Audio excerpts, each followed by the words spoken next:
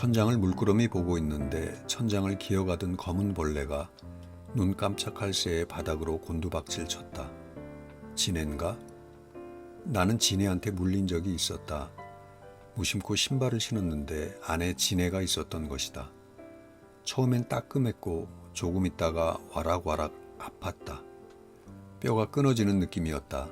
너무 아파서 고래고래 비명을 질렀지만 그런다고 나아지는 것이 아니어서 가슴이 터져버릴 것 같았다.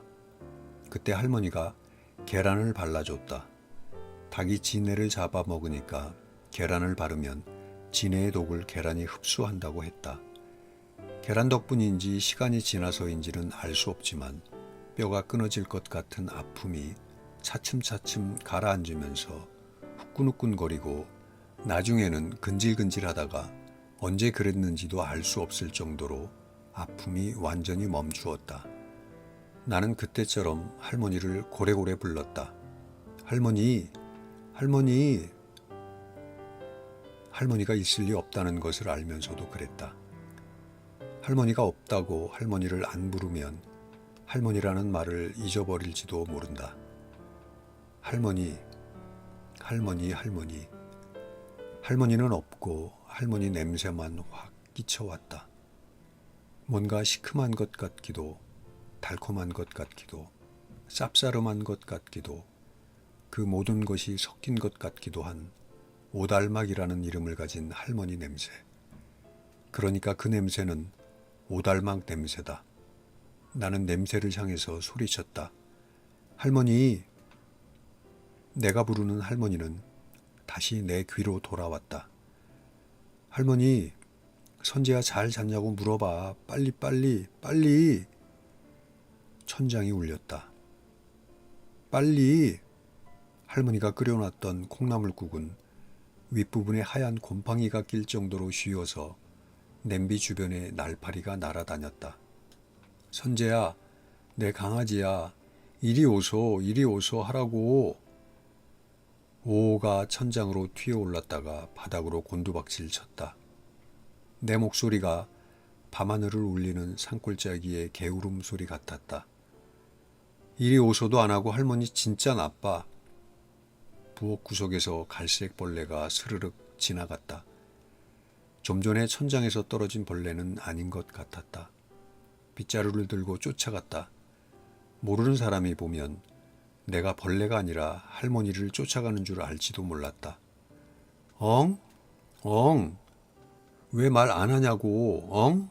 할머니 정말 그러기야? 엉? 선재야, 선재야. 우뚝 멈추었다. 선재야, 선재야. 나를 부르는 그 소리는 상필이 소리였다. 할머니가 아니어서 실망감이 들었다. 왜?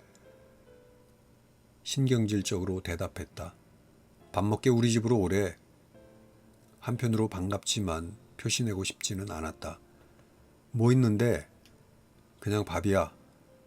맛있는 거 아니면 안 갈 거야. 호박찌개야. 돼지고기 많이 넣으시더라. 상필이 집에 밥을 먹으러 가는데 자꾸만 누가 뒤에서 보고 있는 것 같았다. 할머니를 두고 나만 밥 먹으러 가는 것 같다는 말을 할까 말까 하다가 그냥 아무 말 안 했다. 상필이가 말했다. 어디선가 할머니가 다 보고 계실 거야. 그러니까 너무 많이 울지 마. 상필이는 내 얼굴에 남은 눈물 자국을 본 모양이었다. 할머니가 한꺼번에 하려고 내놓은 빨래더미에서 쉰내가 났다. 나는 빨래더미 위로 엎어졌다. 코를 대고 숨을 들이켰다. 할머니가 밭에 일하러 갈 때 입는 꽃무늬 바지, 장에 갈 때 입는 줄무늬 바지, 구멍난 양말과 수건에서 나는 냄새를 들이켜고 또 들이켰다. 아이, 아이! 처음에는 할머니가 살아 돌아온 줄 알았다. 그러나 목소리는 국자 할머니가 밥을 가지고 왔다. 울어서 죽은 할매가 살아 돌아온다면야 1000번이고 10,000번이고 울어야겠구만은. 아이고. 국자 할머니는 타령을 하듯이 말했다. 국자 할머니는 말을 노래하듯이 노래를 말하듯이 한다. 죽은 사람은 죽은 사람이고 산 사람은 산 사람이여. 말이 아니냐. 눈물은 아래로 내려가고 숟가락은 우러 올라가는 것인게 애기들이 한쪽으로는 꿀딱꿀딱 울면서도 한쪽으로는 꿀떡꿀떡 어메젖을 묵는단다. 네가 밥을 먹는다고 숭불 사람 아무도 없는 게 묵으라. 묵어야 또 울지 안 그냐. 내가 밥상에서 고개를 돌리자 국자 할머니가 어여 묵어 야단치듯 내 손에 숟가락을 쥐어주었다. 숟가락을 손에 쥔 채 고개는 그대로 돌리고 있자 국자 할머니가 내 손에서 숟가락을 뺏어서 밥을 가득 퍼 내 입에 넣어주니 먹지 않을 수가 없었다. 모르는 사람이 보면 음식을 강제로 먹는 벌을 받는다고 생각할 것이다. 내가 밥을 먹는 사이에 국자 할머니는 할머니의 유골단지 앞에 음식을 차렸다. 어여 잡수어 국물도 마셔가며 묵어야 안 얹히제. 국자 할머니는 할머니의 영정사진에 대고 말하고 있었다. 아이 천천히 묵으라 천천히. 싸먹싸먹 묵어야지 안 굵으면 치여 얹힌단 말이여. 이번에는 나한테 한 말이었다. 나는 밥을 씹으면서 맛있어서 먹는 것이 아니라고 생각했지만 밥은 저절로 목구멍으로 미끄러져 들어가 버렸다. 뱃속에서 밥을 끌어당기는 벌레가 생긴 건가? 상필이 할머니가 해주는 음식은 너무 짜고 매웠다. 솔직히 말하면 맛이 없었다. 내가 입맛이 없는 것 같다고 생각했는지 상필이 할머니는 내 밥그릇에 달팍 물을 부어주고는 입맛 없을 땐 물 말아 먹으라. 물 말아서 후루룩 묻고 엉금니 앙 다물고 살아라. 아이고 어린 것을 두고서 가던 걸음 안 떨어져서 어찌게 갔는가이. 나무 관심부살. 수건으로 꾸적꾸적 배어나온 눈가의 눈물을 훔쳤다. 상필이 할머니가 울먹거리는 통에 그나마 있던 밥맛도 뚝 떨어졌다. 상필이 집에서 먹은 밥과는 다르게 국자 할머니 밥은 맛있었다. 국자 할머니 며느리는 베트남에서 왔다. 국자 할머니가 가지고 온 밥과 물김치와 가지나물은 베트남 며느리가 만들었을 것이다. 베트남 사람이 한국 할머니보다 음식 솜씨가 더 좋은 게 신기했다. 할머니가 돌아가셨어도 밥이 맛있다는 게 좀 이상하긴 했다. 먹다 보니 어느새 배가 불렀다. 할머니가 있었을 때는 배가 부르면 기분이 좋았다. 그렇지만 할머니가 없는데 깨끗이 비운 밥그릇이 나는 부끄러웠다. 국자 할머니는 내가 밥을 다 먹은 것을 보고는 누구한테 하는 말인지는 몰라도 혼잣말을 했다. 자네도 다 묵었는가? 다 묵었으면 나도 좀 묵어보세. 국자 할머니도 배가 부르면 기분이 좋은가 보았다. 할머니 먹으라고 차려놓은 음식을 다 먹은 국자 할머니가 노래를 불렀다. 나도 가끔 들어서 하는 할머니들의 노래였다. 나비 없는 동산에 꽃 피어 무엇하리요. 님 없는 요 내 방에 좋다요 갈아서 무엇하리요. 소리 잘난 장구는 어깨 너머다 메고요. 어절시구 화전놀이나 가세. 할머니와 함께 부르던 노래를 국자 할머니는 이제 혼자서 불렀다. 아가, 밥 먹으라이, 밥 먹어. 밥을 먹어야 산다. 안 그러면 죽제이, 밥을 먹어. 산골짜기에서 흑염소를 키우며 사는 염소 할아버지는 밥을 먹으라는 똑같은 말을 하염없이 반복했다. 염소가 끝없이 매거리듯이 있는 것이냐 없는 것이냐. 내가 감나무 위에서 꼼짝 않고 있으니까 에이 지랄 것. 할아버지는 비닐봉지를 마루에 놓고 돌아갔다. 살금살금 내려가서 염소 할아버지가 두고 간 비닐봉지를 열었다. 빨간 강낭콩과 팥이 섞인 찰밥이 들어있었다. 할아버지 집에는 일주일에 3번 요양보호사 아줌마가 온다. 찰밥도 그 아줌마가 만든 것이 틀림없었다. 찰밥을 막 입에 넣으려는 순간 국자 할머니가 그랬던 것처럼 나도 할머니 앞에 밥을 놓아주고 싶다는 생각이 났다. 부엌에서 가져온 접시에 찰밥을 덜어 할머니 앞에다 놓고 가만히 지켜봤다. 찰밥에 손대는 사람은 아무도 없었다. 당연히 줄어들지도 않았다. 얼마나 기다려야 할까? 5분이나 10분만 기다리기로 했다. 뚝딱, 똑딱, 똑딱. 눈을 감고 시간을 계산했다. 뭔가 느낌이 이상해서 눈을 반짝 떴다. 밥이 그대로인 것 같기도 하고 조금 줄어든 것도 같았다. 그렇다면 할머니가 티나지 않게 먹은 것일까? 이젠 내가 먹어야지. 덥석 깨무는 순간 와작 돌이 씹혔다. 충격이 셌는지 어금니가 욱신했다. 이가 깨졌으면 큰일인데 어쩌지? 할머니, 할머니, 할머니. 마음속 한가운데를 찬바람이 싹 흩었다. 찬바람이 지나가는 느낌이 올 때마다 그냥 통과시켜버리기를 몇 번 하다 보니 요령이 생겼다. 일부러 깨방정을 떠는 것이다. 나는 개구리처럼 다리를 펄쩍거리며 마루 기둥에 걸린 거울로 달려갔다. 이는 깨지지 않은 것 같았다. 망할 염소 할아버지 때문에 죽을 뻔했네. 죽을 뻔했어. 이쯤에서 할머니가 맞장구를 쳐줘야 하는데 할머니의 맞장구는 어디로 갔을까? 할머니는 틀림없이 이렇게 말했을 것이다. 호랑이 물어갈 맴생이 하나 씨다이. 돌을 씹어서가 아니라 할머니의 그 말이 없어서 더 먹고 싶은 마음이 뚝 사라졌다. 뭔가 허전해서 나는 할머니처럼 내질렀다. 에잇! 호랑이 물어갈 염소 할아버지. 할머니가 하던 식으로 내질렀다. 웃음이 나왔다. 웃는 걸 누가 볼까봐 얼른 고개를 숙였다. 마루 밑에 작년가을에 죽은 복구집이 보였다.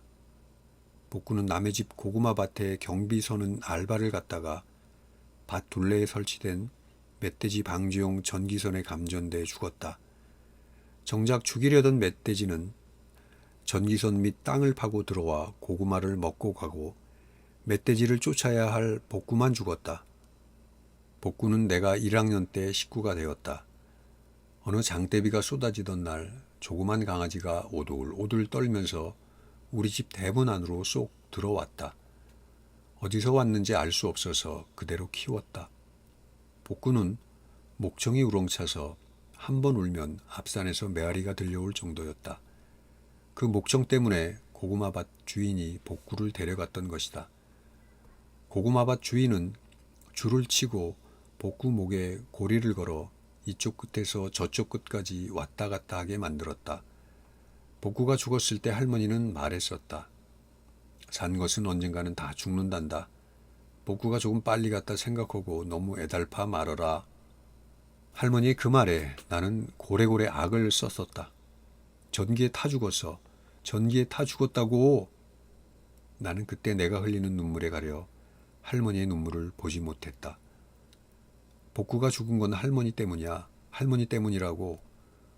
그깟 고구마 한 푸대 얻으려고 복구를 알바시켜 죽게 만들고. 우리가 거지야? 응? 거지냐고. 나는 있는 힘껏 악을 썼다. 나도 부해가 나서 하는 소리지. 나도 서럽다 서러워. 할머니 목소리가 떨리고 있는 것을 알았지만 나는 복구야 복구야 하면서 울었다. 그리고 나는 이제 할머니를 부르며 운다. 할머니 할머니. 아가 아가 아가. 내 울음소리를 들었던 것일까. 되돌아온 염소 할아버지가 나를 목 놓아 불렀다. 아가 아가 우지 마라. 우지를 말아라. 나보고는 울지 말라고 하면서 할아버지는 울고 있었다. 마루 밑에서 복구집을 꺼내보니 복구 집안의 쥐 아기들, 아니 쥐의 새끼들이 꼬물거렸다. 예전 같았으면 쥐들을 모두 꺼내. 하여간 그대로 보고 있는데 누군가 내 등을 툭툭 쳤다. 돌아보니 선생님이었다. 뭐 보고 있냐? 쥐새끼요. 새끼쥐구나. 꼬물꼬물 이쁘긴 하다만 집이 흙집이지? 예, 우리 할아버지가 직접 지은 집이래요. 흙집에 쥐가 살면 집이 망가질 텐데. 벌레도 많아요. 벌레라. 쥐와 벌레가 드나들다 보면 쥐 잡아 먹으려고 뱀도 들어오고 뱀 들어오면 새도 막 들어올 텐데 큰일 났네. 인상을 팍 쓰면서 마당 가운데로 가서 집 전체를 살펴보는 선생님의 모습이 왠지 아빠처럼 느껴졌다. 아빠가 살아있으면 저럴 것 같았다. 그냥 대충 함께 사는 거죠 뭐. 내 말에 선생님이 웃었다. 선생님이 내 눈치를 보느라 자꾸 집 이야기만 한다는 걸 나는 알았다. 이장님한테 소식 듣고 왔다. 늦게 와서 미안하구나. 괜찮아요. 큰일 치르느라 많이 힘들었지? 일 없습니다요. 나의 북한식 비슷한 대답에 선생님이 픽 웃었다. 마침 방학 중이라 다행이구나. 마음 잘 추스리고 계약하면 학교에 나오너라. 일 없습니다요를 다시 한번 할까 하다가 그냥 참았다. 뭐든지 자꾸 하면 재미없다는 걸 나도 안다. 이장님 말 들으니 너나 상필이나 농촌의 조손가정 문제가 심각하더구나. 돌보던 조부모가 돌아가시면 남은 아이들을 어떻게 해야 하나. 너는 앞으로 어떡할 셈이냐. 나에겐 계획이 다 있다고 하고 싶었으나 계획이 없어서 그 말도 참았다. 하기사 내가 뭔 경황이 있겠냐. 살던 집에 살면서 후견인의 조력을 받는 게 나을지 아니면 시설로 들어갈지 천천히 생각해 보자꾸나. 후견인 그딴 거는 뭐고 시설 이딴 거는 뭐예요. 대충 짐작은 했지만 나는 일부러 그딴 거 이딴 거에 힘을 주었다. 설명을 해주마. 할머니가 너의 보호자였잖아. 이제부터는 네가 성년이 될 때까지 할머니 대신 너를 돌봐줄 사람이 필요해. 그 사람을 후견이라고 하지. 시설은 흔히 고아원이라고 하는 데도 있고 요즘은 또 가정형 보호시설도 있다고 하더라. 인격과 덕망을 갖춘 좋은 어른이 너의 후견인이 되면 그것도 좋겠지만 그런 어른을 못 만나면 어쩔 수 없이 시설로 가야 되지 않을까 싶기도 한데 혹시 뭐 다른 대안이 있을지는 나도 좀 더 알아봐야겠구나. 하여간 후견인 그딴 것도 필요 없고 시설 이딴 것도 필요 없거든요. 혼자 살 자신 있어? 할머니 없어 못 살겠습니까? 돈이 없어 못 살지. 일부러 사투리로 후딱 뇌까렸다. 예전에 동준이가 자기 아빠한테 했던 말을 써먹긴 했지만 막상 하고 보니 귀끝이 간질간질하고 정수리가 근질근질 후끈거렸다. 허허 애도 참. 선생님은 얼굴을 붉히면서 마당가 감나무를 쳐다봤다. 선생님도 뭔가 민망하고 부끄럽고 뻘쭘해질 때 나무 위나 시렁 위, 남들 안 보이는 어딘가로 몸을 숨기고 싶은 생각이 드는지도 몰랐다. 힘들 텐데 불쑥 와서 미안하구나. 할머니 돌아가셨다고 통 안 먹고 그러지 말고 뭐라도 해서 먹어라. 응? 그래야 하늘나라에서 할머니도 좋아하시겠지. 죽은 사람이 알기는 뭘 알겠어요. 또다시 선생님 얼굴이 붉어졌다. 기왕 가신 분은 잘 보내드려라. 마음속으로 할머니 좋은 곳으로 가서 편히 쉬세요. 기도도 드리고. 내가 기도해도 듣지도 못할 거려. 사람이 죽은 뒤에는 산 사람 마음속에서 살아가는 거란다. 선생님 눈에 얼핏 눈물이 비쳤다. 나는 날마다 내 마음속에 살아있는 내 딸하고 이야기를 나눈단다. 나는 깜짝 놀랐다. 우리 딸은 태어날 때부터 몸이 약했어. 그리고 짧은 시간을 살다 지난 겨울 먼 곳으로 떠났지. 떠나던 날부터 지금까지 나는 날마다 우리 딸하고 대화를 나눈단다. 선생님 코가 빨개지고 울음을 참느라 뺨이 부풀어 올랐다. 나는 할머니하고 아무 말도 안 하는데 선생님은 이 세상에 없는 딸하고 무슨 말을 할까? 아침에는 아빠 잘 잤어? 하는 우리 딸 목소리를 듣고 저녁에는 잘 자 아빠 소리를 듣고 딸 얘기를 하면서 울음이 솟는 것을 감추려고 그랬는지 선생님이 서둘러 일어났다. 선재야, 방학 동안 몸과 마음 잘 추스르고 계약하면 씩씩한 모습으로 만나자꾸나. 선생님이 가져온 상자를 열어보니 돈봉투가 들어있었다. 대문을 열고 내다보니 선생님 차가 산 아래 모퉁이를 돌아 내려가고 있었다. 나는 조용히 아빠 하고 불러봤다. 아빠, 잘 가요. 밥때가 되니 어김없이 상필이가 왔다. 너는 죽은 사람하고 말해봤냐? 상필이는 눈만 껌뻑거렸다. 뻘소리 말고 점심 먹게 가자. 오늘은 콩국수야. 내가 생각에 잠겨 있으니까 상필이가 감나무 위로 올라갔다. 나무 위에서 기다릴 모양이었다. 상필이는 나무 위에서, 나는 마루에서 말없이 있는 동안 그날 아침을 생각했다. 생각하기 두려워서 생각이 나도 일부러 외면했던 그날 아침. 나는 아직 상필이에게 그날 할머니가 쓰러지던 순간에 대한 설명을 듣지 못했다. 무서워서 내가 묻지 못했다. 이제 들어야 할 것 같았다. 그날 아침에 내가 미처 말을 끝내기도 전에 상필이가 감나무에서 미끄러져 내려와서 내 옆에 앉았다. 내가 학교에 가는 척 하면서 상필이 집에 가 있는 동안에 할머니는 콩나물 시루를 실은 수레를 끌고 버스 정류장으로 갔다. 상필이 집을 나오면서 할머니의 뒷모습을 봤는데, 그랬는데 그때 내가 집으로 오지 않고 할머니한테 갔더라면. 그러나 후회해도 이젠 소용없는 일이다. 상필이가 천천히 말하기 시작했다. 우리 할머니하고 엿 공장에서 받아온 엿을 좌판에 펼치고 있는데 너희 할머니가 숨을 헐떡이며 오고 계셨어. 상필이가 수레를 끌어주자 할머니가 아이고 내 강아지야 하더라는 것이다. 너한테 말하듯이 그랬어. 숨이 턱 막혔다. 아이고 내 강아지야. 아이고 내 강아지야. 1000번이고 10,000번이고 듣고 싶은 할머니의 그 말을 나는 이제 영원히 놓쳐버렸다. 영원히. 아악 소리치고 싶은 걸 억지로 참았다. 그러느라고 숨이 좀 거칠어졌다. 내가 안정될 때를 기다렸다가 상필이는 다시 말했다. 콩나물 시루를 할머니 자리에 옮겨 놓자 할머니는 지나가는 커피 아줌마를 불러 커피를 한 잔 마셨다. 커피 한 잔을 마시다가 아 하면서 갑자기 할머니가 미안해 선재야. 할머니가 갑자기 쓰러졌다는 것이다. 미안해. 정말 미안해. 상필이가 왜 미안한가? 정말 할머니한테 미안한 건 난데. 나 김선재인데. 상필이의 말을 듣고 있을 수가 없었다. 나는 이제 어떻게 살아야 한단 말인가?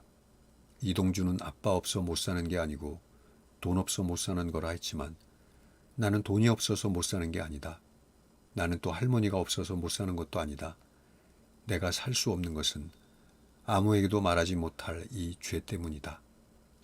할머니한테 거짓말하고 할머니가 돌아가신 줄도 모르고 계란 후라이에 김치까지 볶아 처먹은 죄를 안고 내가 어떻게 살 수 있단 말인가. 우는 것도 이제 가짜다. 울 수도 없다. 상필이의 미안하다는 말이 나를 찌르는 송곳 같았다. 할머니의 옷에 남았던 갈색 얼룩이 커피 자국이라는 것을 나는 몰랐다. 그 커피가 할머니가 이 세상에서 마지막으로 먹은 음식이었다는 것을 나는 이제야 알았다. 그것도 모르고 나는 집에서 계란 후라이에 볶은 김치를 와구와구. 나는 이대로 아무렇지도 않게 살 수가 없다는 결론을 내렸다. 내가 나를 용서할 수가 없었다. 그 생각은 화염처럼 나를 덮쳤다. 119를 타고 병원으로 가는 동안 할머니가 너를 부르셨어. 내가 119를 조금만 더 빨리 부를 걸, 조금만. 선재야 미안해. 할머니 미안해요. 상필이는 손으로 얼굴을 가리고 펑펑 울었다. 그렇지만 나는 눈물이 나오지 않았다. 눈물은 안 나오는데 몸이 떨려왔다. 상필아, 오늘은 그만 가라. 그냥 집에서 먹을게. 미안해, 미안해, 미안해. 상필이의 미안하다는 소리가 나를 고문하는 것 같았다. 상필이는 울면서 갔다. 나는 상필이를 따라가지 않았다. 상필이가 간 뒤에도 눈물이 나오지 않았다. 나는 확실히 알았다. 나는 이제 맘 놓고 울 수도 없게 되었다는 것을. 우는 것도 자격이 있는 사람에게만 허락된다는 것을. 날마다 구름 한 점 없이 소나기도 없이 무덥기만 했다. 수도꼭지에서 물이 잘 나오지 않는 걸 보니 가뭄 같았다. 마당가의 봉숭아 잎사귀도 더위에 지쳐 힘없이 늘어졌다. 나는 부엌으로 들어갔다. 할머니가 이 세상에 없는데도 때가 되면 배가 고파지는 것이 처음에는 이상했고 그 다음에는 화가 났고 그 다음에는 무서웠고 그 다음에는 창피했다. 밥을 먹을 때 누가 야 이놈아 너는 할머니가 돌아가셨는데 밥이 넘어가냐 할까봐 두려웠다. 이상하고 화나고 무섭고 창피하면서도 밥때가 되면 배는 어김없이 고팠고 배가 고프면 먹을 것이 생각났고 그러면 밥을 안 먹을 수가 없었다. 냉장고엔 이 사람 저 사람들이 가져다 준 반찬들이 있었다. 배는 고픈데 입맛이 없었다. 상필이 할머니처럼 콩국수 같은 고난도의 음식을 할 자신은 없고 국수가 보여서 국수를 삶았다. 국수에 물을 붓고 김치를 넣은 뒤 막 먹으려고 하는데 대문 밖에서 야 이놈아 소리가 들렸다. 이장이 온 것이다. 야 이놈아. 이장은 술에 취했다. 네가 가련해서 말이여 가련해서. 그만 마당에 고꾸라졌다. 물 좀 돌아. 이왕이면 설탕 좀 타고 얼음 몇 개 동동 뛰어서. 냉동칸을 열어보니 마침 얼음이 있었다. 얼음에서 김치 냄새가 진동을 하는구만. 구시렁거리면서도 쭉 들이켰다. 달고 찬 물을 마시니 그제야 정신이 드는 모양이었다. 이장이 갑자기 공무원처럼 목소리를 가다듬어 말했다. 할머니 장지는 생각해봤냐? 나는 장지의 뜻을 알고 있었다. 그러나 이장이 뭘 하는지 궁금해서 물었다. 장지가 뭡니까? 힌트를 주마. 무칠장, 땅지, 산소 말이다. 무덤, 묘지. 모르겠습니다. 가르쳐줬잖여. 무칠장, 땅지라고. 아이씨 누가 장지 하나 모를까봐. 그것이 아니고요. 이놈이 어디다 대고 화를 내는 것이여? 나도 화가 났다. 아 날도 더운데 씨. 아하 날이 더워서 못 알아봤구나. 그러면 내가 알아보구나. 신경 끄시죠. 신경 꺼? 이놈의 자식 말본새 좀 보소. 아씨. 이장이 웃었다. 내가 웃고 싶어서 웃는 줄 아느냐. 어이가 없어서 웃는다 이 쪽간한 것이. 해놓고 또 웃다가 중간에 웃음이 목에 딱 걸렸다. 그러고는 나오기 시작한 딱국질. 그거 무엇이냐 딸국. 선생님한테도 뭐 일 없습니다 했담서.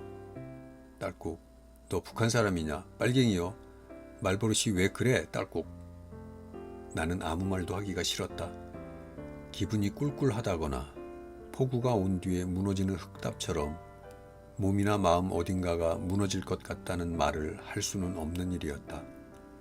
이 콩 많은 것이 나를 무시하네. 나를 무시해. 여보 세상이 나를 무시하네. 나를 무시해 여보.